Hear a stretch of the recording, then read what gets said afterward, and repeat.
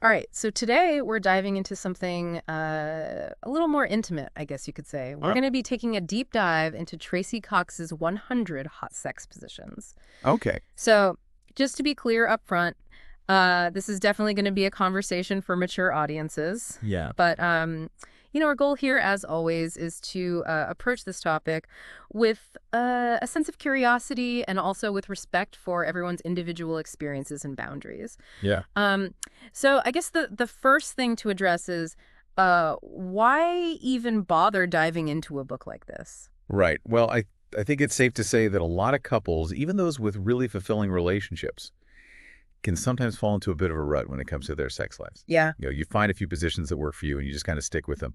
And there's nothing inherently wrong with that, but I think there's also a lot of potential for exploring and discovering new ways to connect physically and emotionally with your partner.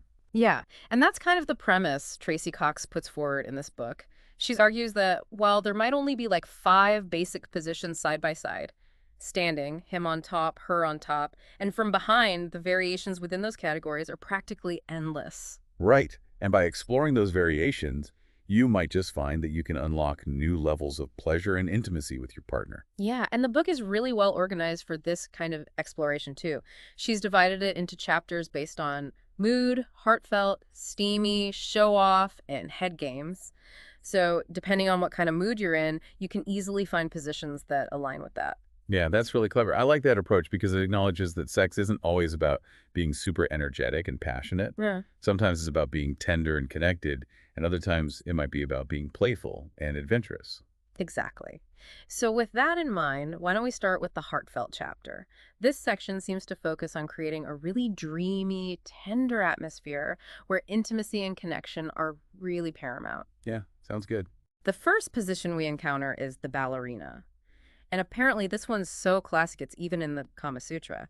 So, you're lying on your back, legs extended and lifted high towards your partner. So it's that classic kind of vulnerable pose. Yeah, exactly. And Tracy Cox suggests that this position allows for really deep penetration and also creates a very primal sense of connection, with one partner in a more vulnerable posture and the other leaning over them. And of course, there's plenty of opportunity for those sweet, lingering kisses. Yeah, and I think the book does a good job of acknowledging how the physical position can impact the emotional and psychological experience of the encounter. It's Yeah. not just about the physical sensation, it's also about the power dynamics and the emotions that are at play. Yeah, totally. Okay, so next up we have comfy sex, which sounds like a welcome option for those times when you're seeking intimacy without all the physical exertion, maybe after a long day or something. Yeah, I get that. So you start in missionary, but then once penetration occurs, you gently roll onto your sides and kind of embrace each other closely. The focus then shifts from vigorous thrusting to more subtle movements using your pelvic floor muscles. Interesting. So it's more about those subtle internal sensations. Yeah, and it's supposed to create a really nice feeling of tightness because your thighs are naturally close together. I can see how that would be really comfortable and intimate. Yeah, and afterwards, you're in a perfect position for some post-coital cuddling and conversation. I think a lot of couples could appreciate that. Okay, so the next one is called Cocoon, and it's all about merging and achieving a deep spiritual connection. Oh, wow. Okay. So you start by standing face to face and hugging each other. Then one partner kneels down and the other climbs on top, maintaining that hug. And while there is penetration, the goal here is to remain completely still and just kind of bask in that feeling of being enveloped in each other's love. So it's more about the emotional and spiritual connection than the physical sensations. Yeah, exactly. Tracy Cox even says it's a bit sentimental, but she argues that the presence of penetration keeps it from being like too sappy or something. That makes sense. I mean, it's still a sexual act, even if the focus is on something deeper. Right. And I think it's an interesting idea, intentionally blending physical intimacy with that kind of deep emotional and spiritual connection. Yeah, it challenges the notion that sex has to be purely physical or goal-oriented. Right. Okay, so next we have a category called legtastic, and it's basically a bunch of variations on the side-by-side position. The key here is the placement of the legs. By lifting them higher, you can change the angle of penetration and create a feeling of being more tightly embraced. So it's about experimenting with different angles and levels of penetration. Yeah, exactly. And there's even a traditional name for one of these variations, two fishes. Two fishes. Why is that? Well, supposedly it's because the intertwined legs resemble spawning fish. Oh, okay. But whether that image resonates with you or not is a matter of personal preference, I guess. Yeah, I think I'll just stick with Lake Dastic. Yeah, me too. Okay, so moving on to rock and ride. This one sounds pretty active for both partners. The base partner kneels with their legs tucked underneath, and the other partner sits on top, high on their thighs. So it's kind of like riding a horse almost. Yeah, I guess so. And the person on top can experiment with their positioning on the thighs to find what feels best for them. Then they introduce a rocking motion, which creates a subtle but effective thrusting sensation. So it's a collaborative effort with both partners contributing to the movement and the sensations. Yeah, exactly. The bottom partner uses their thighs for support, and the top partner uses their feet on the floor for leverage. It sounds like a good workout, actually. Yeah, maybe. Okay, next up is horizontal dancing, and apparently this one works best if you have some experience dancing together. Oh, I don't know about that. I'm not much of a dancer. Well, it does sound like it requires some coordination. So the bottom partner lies back with their legs apart, gripping the headboard with one hand. The other partner kneels between their legs and penetrates. Okay, I'm following so far. And then the bottom partner wraps their legs around the top partner's hips and allows themselves to be pulled upwards as the top partner leans forward to hold them. So you're kind of like suspended in midair.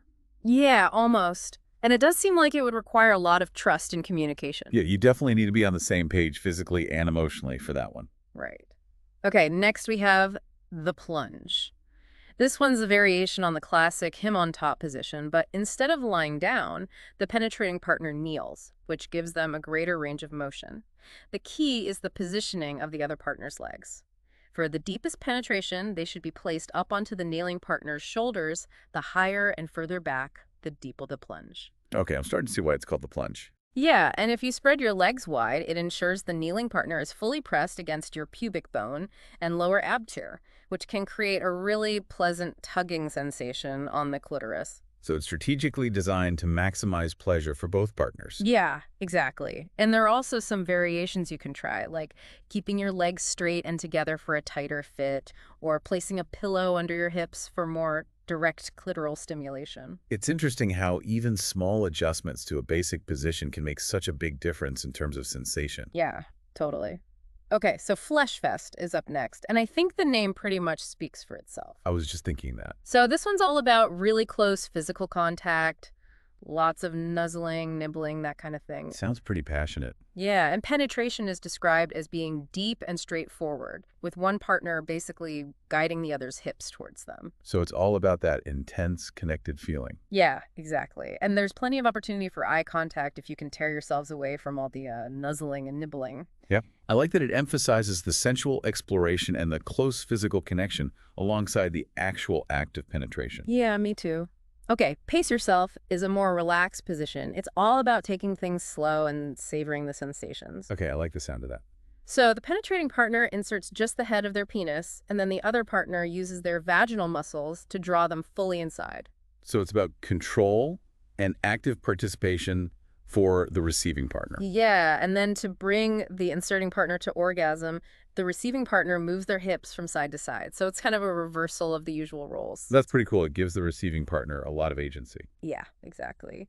Okay, sexy seesaw sounds like a really fun and relaxed way to connect without necessarily focusing on intercourse. Okay, tell me more. So one partner sits with their legs extended and apart, and the other partner lowers themselves on top.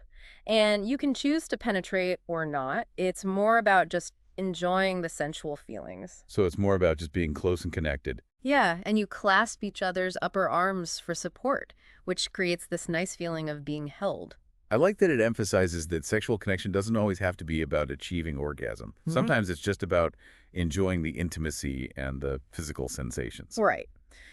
Okay, next up we have lazy days. This one's described as erotic but laid back. It's basically about sensual snuggling, and lots of skin-to-skin contact. Sounds perfect for a lazy Sunday morning. Yeah, exactly. And instead of thrusting, you just kind of grind against each other. So it's more about exploring different kinds of movements and sensations. Yeah, and it's perfect for when you're aroused, but maybe not feeling super energetic or intensely lustful. I think it's great that the book offers options for different moods and energy levels. Okay, so the ankle cross is a position that can be helpful if one partner's penis is on the smaller side. Basically, any position where the receiving partner keeps their thighs pressed together is going to create a tighter fit. Yeah, that makes sense. And crossing the ankles just helps to maintain that tight thigh position during movement. Penetration is described as being shallow, which can actually be really pleasurable because the initial part of the vagina has a lot of nerve endings. So it's about maximizing those sensations in the most sensitive areas. Right. Okay, so the weekender is a rear entry position where you're both facing the same direction. It's surprisingly intimate because you have full body contact, and it allows for easy access to kiss or nibble the neck, and you can also easily stimulate the breasts or clitoris. Sounds very versatile. Yeah, Yeah. and it's also mentioned as a comfortable option during pregnancy. That's good to know. Chill out session is specifically designed for when you're feeling too tired, relaxed, or full of food to exert yourself too much. One partner leans back against a sturdy support, and the other lies in front of them, lifting their legs to rest on their shoulders. So it's minimal effort for maximum pleasure. Yeah, and it's described as being really sexy because you both have a clear view of each other's bodies. I can see how that would be visually stimulating. Yeah, and penetration is deep and satisfying. The leaning partner can also hold the other's hips and guide their movements, or they can reach down for some additional stimulation. It's nice that it gives both partners options for how actively they want to participate. Wanton wiggle takes place on a stable armless chair or a step. One partner sits normally, and the other sits on their lap, facing them, with both feet flat on the floor. Then they lift themselves up and down, rocking on the other's penis. So it's another one that's pretty active for both partners. Yeah, and it's supposed to be really easy for either partner to reach down and stimulate the clitoris. That's a plus. And lastly, for heartfelt, we have soul to soul. This one's a variation on the standard face-to-face position where one partner is on top, but the key is that the bottom partner winds one leg around the top partner's thigh. And that gives them more control. Exactly. They can use pressure to dictate the depth and pace of penetration. So it's about empowering the receiving partner. Yeah, and the book suggests that this is often a good approach because women tend to prefer a slower pace. And you can always add some sensual circular grinding motions to prolong the experience. Makes sense. All right, so we've covered a lot of ground in the heartfelt chapter. Are you ready to turn up the heat a bit? Sure, let's move on to steamy. Okay, great. So the first position in the steamy chapter is the flutterer. It starts with the penetrating partner kneeling with their legs tucked underneath, and the other partner climbs onto their lap, giving them a hug. So far, so good. Then the top partner starts to gently move up and down, but the primary action comes from their pelvic floor muscles. They rapidly squeeze and release, creating this fluttering motion. Okay, that's different. Yeah. And finally, the kneeling partner rises up onto their knees and the top partner stretches out their legs. While movement becomes more limited, the close genital contact and the unique angle of penetration are supposed to compensate. So it's about building intensity through a series of stages. Yeah, and that initial focus on just savoring the connection and the close physical contact is really nice. Yeah, I like that it's not all about rushing into the most intense sensations right away. Okay, so Eyes Wide Open is a variation on missionary where you lift your hips and arch your back. And why is that? Well, it's supposed to ensure constant clitoral contact, which can lead to more intense pleasure. Oh, I see. Yeah, and elevating the hips also gives the penetrating partner the sensation that their partner really wants them inside. So it's about maximizing both the physical and psychological sensations. Yeah, and the name comes from the idea that you should try to maintain eye contact throughout the entire experience, even during orgasm. That's interesting. A lot of couples tend to close their eyes during sex. Yeah, exactly. Yeah. So this is a way to kind of deepen the connection and really be present in the moment. I like that. It makes it more of a shared experience. Target practice sounds really intricate, but it's actually surprisingly easy. One partner lies on their back, and the other kneels facing them. The bottom partner bends one knee and places their foot on the other's chest while extending the other leg straight out. So it's a pretty unique position. Yeah, and the bottom partner's clitoris is in direct contact with the top partner's lower stomach. And the book says that pelvic rolls practically guarantee clitoral stimulation. It sounds like it's designed to really hit all the right spots. Yeah, exactly. Okay, so before we move on to any more steamy positions, Tracy Cox takes a moment to talk about the importance of lubrication. Ah, yes, that's important. She recommends using it for all kinds of sexual activity, not just intercourse. Makes sense. It could make things a lot more comfortable and enjoyable. Yeah, and she talks about the different types of lube, water-based, silicone-based, and natural options like saliva. She also mentions things you should definitely avoid using as lube, like hand cream, petroleum jelly, baby oil, massage oil, and olive oil. Good to know. Yeah, some of those can actually damage condoms or disrupt the natural pH balance of the vagina, which can lead to infections. So it's about being informed and making safe choices. Right. Okay, so now we're moving to a section called Sure Thing Sex Positions, which are specifically designed for women who need clitoral stimulation to reach orgasm. I think a lot of women can relate to that. Yeah, definitely.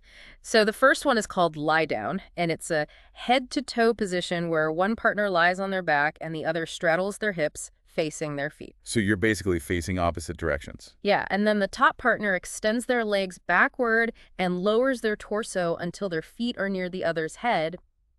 The idea is to thrust slowly so you can really savor the sensation of penetration. Okay, I can see how that would be intense. And for clitoral stimulation, the top partner can either use the head of their penis to directly stroke the clitoris, or they can use their hand or have their partner use their hand for continuous manual stimulation. So there are a couple of different options for achieving that clitoral stimulation. Yeah, exactly.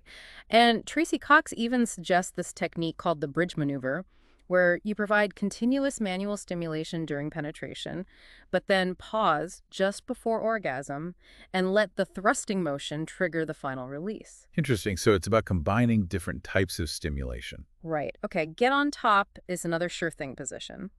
The bottom partner sits up with their legs extended, and the top partner gets on top facing them. So classic cowgirl. Yeah, but then the top partner leans back as far as possible until the back of their head is resting on the bed and they reach back to grasp the bottom partner's feet. Okay, that's a little different. Yeah, and there's also a variation where the top partner squats instead of straddling, which can be really good for teasing. I like that it gives the woman on top so much control. Yeah, she can really dictate the depth and pace of penetration, and she also has easy access to self-stimulation. It's a really empowering position. The last sure thing position is turn your back on him, which is a rear entry position.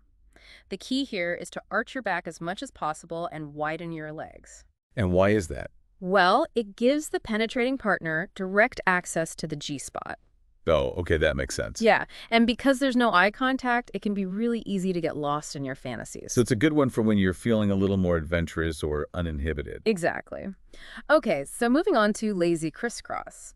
This one's described as being interesting enough to be fun, but also appealing when you're both feeling a bit tired. You lie with your heads at opposite ends of the bed, open your thighs, and then move into a scissor-like position. Sounds a little complicated. Yeah, it might take a little bit of coordination, but the payoff is that it allows for clitoral stimulation and also puts pressure on the perineum. So it's hitting multiple pleasure points. Yeah, and you also get a good view of each other's bodies. Always a plus. The main drawback is that you can't really hug each other in this position, but hey, sometimes you have to prioritize certain sensations over others. That's true. You can't have it all, I guess. Yeah. Be a Better Buck is all about the top partner really focusing on their internal muscular engagement, those Kegel exercises. So it's about being more than just a passive participant. Yeah, and the top partner's body is also in a really good position for self-fondling, or the bottom partner can reach around and do it for them. So there are a lot of options for maximizing pleasure for both partners. Okay, elephant is a rear entry position that's described as being very animalistic and primal. Okay, this is starting to sound more and more steamy. Yeah, the bottom partner lies on their front with their thighs pressed together, and the top partner penetrates from behind. And what's the benefit of this position? Well, it's supposed to really effectively stimulate the sensitive front vaginal wall, which can increase the chances of a vaginal or G-spot orgasm. So it's about targeting those specific areas for intense pleasure. Yeah, and the book also mentions that rear entry positions are great for indulging in fantasies that might not directly involve your partner, because there's no face-to-face contact.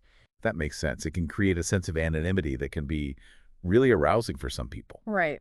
Okay, so Mission Possible is described as a more comfortable twist on the standard missionary position for the penetrating partner because they don't have to support their weight on their elbows. They also get a great view. So it's a win-win. Yeah, pretty much. And the receiving partner can vary the sensations by either opening their legs wide or wrapping them around the other's waist. Or for even deeper penetration, they can bring their knees up towards their chin and place their feet on the penetrating partner's shoulders. So it's adaptable to different preferences for depth and intensity. Exactly. Okay, best for big boys is pretty self-explanatory. It's a good position if the penetrating partner has a larger penis and the other partner has a smaller vagina. The bottom partner lies on their back, and the top partner kneels in front between their legs. Then the bottom partner lifts their hips, allowing for entry, and the top partner pulls them forward while the bottom partner reaches down to hold their ankles. So it's about accommodating different body types and sizes. Yeah, and it allows for deeper penetration without being uncomfortable. That's important. Okay, so female superior starts with one partner sitting facing the other with their legs over their thighs. Just kind of getting close and intimate. Sounds nice. Yeah, and then the bottom partner lifts their legs to rest on the other's shoulders, and penetration occurs. The top partner then places their hands on the bottom partner's lower legs. So it's a pretty dominant position for the person on top. Yeah, exactly. And the book mentions that penetration can be a bit tricky in this position, but it's often more about the mental and imaginative aspects. So it's not necessarily about the physical sensations alone. Right. Rockabye Baby has one partner lying back while the other faces their feet and lowers themselves onto the penis with their knees bent and calves folded back. The top partner leans onto the bottom partner's thighs for support. Okay, and what's the benefit of this position? Well, the bottom partner gets a really good view, and the top partner can lean forward to add an element of anonymity, potentially exposing their vulva and anus. So it can be visually stimulating for both partners. Yeah, exactly. The bend over is a more elegant version of rear entry. The penetrating partner enters from behind while the other leans forward, using furniture for support. Crossing the ankles helps create a tighter sensation. So it's about enhancing those sensations through specific body mechanics. Yeah, and it's also really versatile because it doesn't require a lot of props or special setup. Good to know. Side saddle is another position where one partner is on top, but instead of facing forward, they sit sideways. Oh, that's interesting. How does that change things? Well, it alters the angle of penetration, which can provide new sensations for both partners. Movement for the top partner is a bit restricted, but the bottom partner can push their hips upwards to meet the motion. I can see how that would create a different kind of friction. Yeah, and this one's also got a traditional name, the swan. The swan. That's pretty graceful. Okay, the rock and roller introduces something called the C-at-T, or coital alignment technique. The C at T. What's that? Well, it's a specific technique that's supposed to potentially double the chances of orgasm for the receiving partner while slowing down the penetrating partner. Sounds intriguing. Yeah, it requires a bit more effort and practice, but it's basically about positioning yourself high on your partner, close to their head, with your pelvises pressed closely together. Then, instead of thrusting, you do this rocking motion. So it's more about creating friction and pressure than deep penetration. Yeah, exactly. And the base of the penis rubs against the clitoris, which can be really stimulating. It sounds like it would take some coordination to get it right. Yeah, definitely. Okay, She Comes First is a variation on the woman on top position where she sits astride her partner, but instead of kneeling, she squats. This might not be as comfortable right away, but it gives her a lot more freedom of movement. So she has more control over the sensations. Yeah, she can basically dictate everything, the depth, angle, speed, and force of penetration. I can see how that would be empowering and really increase her chances of orgasm. Right, okay, so the cave is a position that requires a fair amount of flexibility. Oh. Yeah, it's not for everyone. Traditional thrusting isn't really possible. Instead, you engage in a seesaw-like rocking motion. So it's more about those rhythmic movements. Yeah, and the position is also said to be beneficial for men with shorter penises because it effectively raises and tilts the vulva. That's good to know. Fabulous Five-Stepper is kind of a multi-stage position. It starts with a kneeling hug, then one partner turns, placing their leg over the other's thighs, Okay, I'm following. and that leads to clitoral stimulation. Then they continue turning, positioning their breasts for oral sex. So it's a gradual progression through different types of intimacy. Yeah, then there's kissing and breast play. And finally, the turning partner twists their spine to allow for rear entry, and they lean forward onto a bed or sofa for support. It sounds like a whole sensual journey. Yeah, kind of. Okay, so now Tracy Cox takes a moment to address the issue of mismatched libidos, which is something that a lot of couples struggle with. Yeah, that's a common problem. She offers some practical advice for the partner with lower desire, like learning to say no kindly, but also making an effort to meet their partner halfway. She also emphasizes the importance of understanding your own needs and taking responsibility for your own arousal. So it's about communication and finding a compromise that works for both partners. Yeah, and she also suggests things like embracing quickies, using a yes, no, maybe system to communicate desire levels, and even trying magnet therapy as a way to signal your mood. That's interesting. I've never heard of magnet therapy for that. Yeah, me neither. But it's basically about wearing different colored magnets to indicate whether you're feeling receptive to sex or not. That could be a helpful way to avoid those awkward conversations. Okay, so back to positions. Steamy sectus involves one partner lying down and bringing their legs back towards their head. So they're really exposing themselves. Yeah, and the book suggests that this position is really good for multiple orgasms because it allows for easy transitions between penetration and other types of stimulation, like oral sex, anal play, and manual stimulation. So it's about maximizing the potential for multiple orgasms through a combination of different activities. Exactly. Okay, so Long and Lusty is designed for, you guessed it, making sex last longer. One partner lies down and the other faces away with minimal eye and body contact.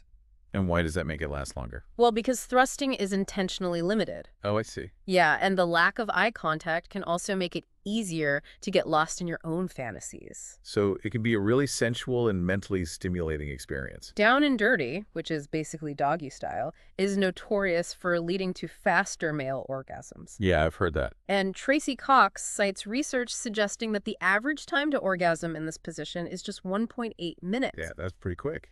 Yeah, it's thought to be because of the anonymity and the primal nature of the position. It can definitely feel very raw and intense. Okay, so the book also addresses the issue of penis and vagina size mismatches, which can sometimes make certain positions uncomfortable. Yeah, that's definitely something to be mindful of. So for a larger penis and smaller vagina, she recommends positions like her on top, side by side, or missionary, with the receiving partner keeping their legs tightly together.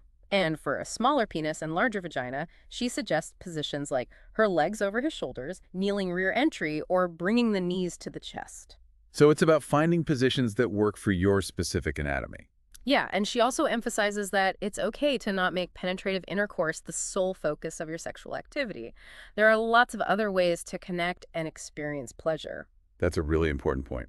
Okay, so look, no hands is pretty self-explanatory. It's about incorporating a vibrator during intercourse. So it's about adding an extra element of stimulation. Yeah, and it can be really helpful for women who need clitoral stimulation to orgasm. And it frees up your hands for other things. Exactly.